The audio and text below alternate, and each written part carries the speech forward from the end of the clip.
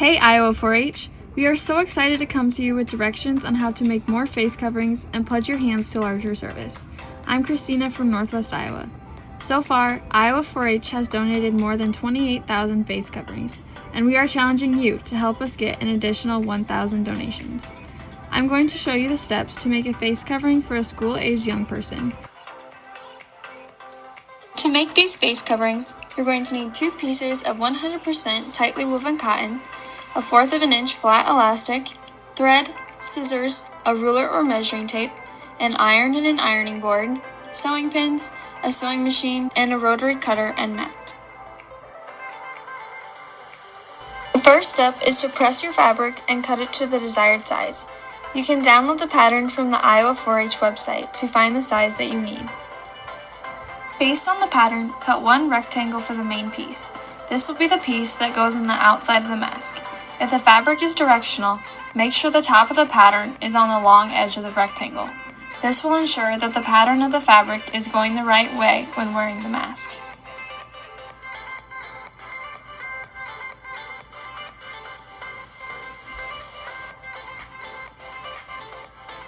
Next, cut 2 pieces of elastic that are equal in length. These will become the straps for the mask. When you have finished, take your main piece of fabric with the right side facing up. Place the elastic on the short edges 1/2 of an inch from the top and bottom. Make sure you pin these so the elastic doesn't move.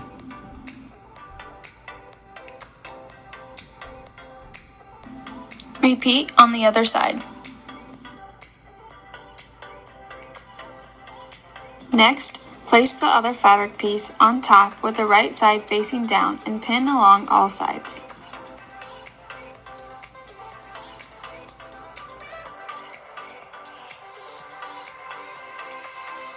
Make sure to leave a 2-inch gap on one of the long edges. To mark this, I poked my marking pins through the fabric an extra time to make them stand out from the other pins.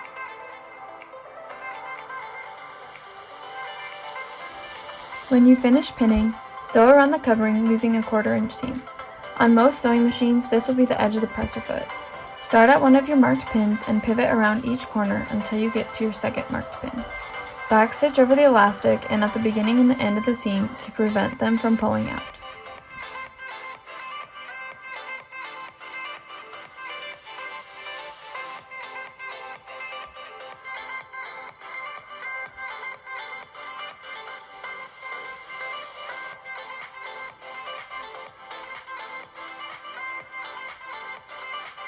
Next, trim the corners and turn the face covering inside out.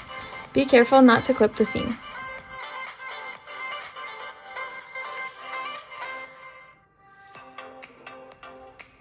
After you have turned the face covering inside out, press the seams.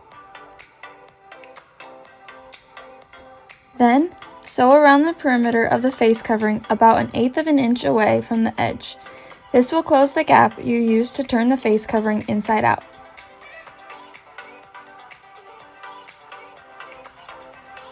The next step is to make the box pleats. Start by pressing the face covering in half the long way with the main fabric facing out. Then, flip it over and fold the opposite edge to the middle crease and press. Now you can unfold the face covering and take the top crease down to the center crease and pin.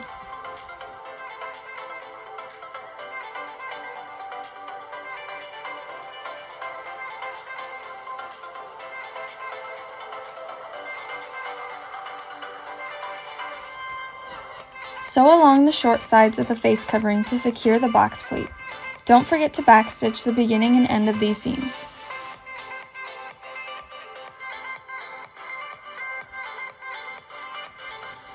If the mask is too big, you can tie small rubber bands to the elastic to make it fit better.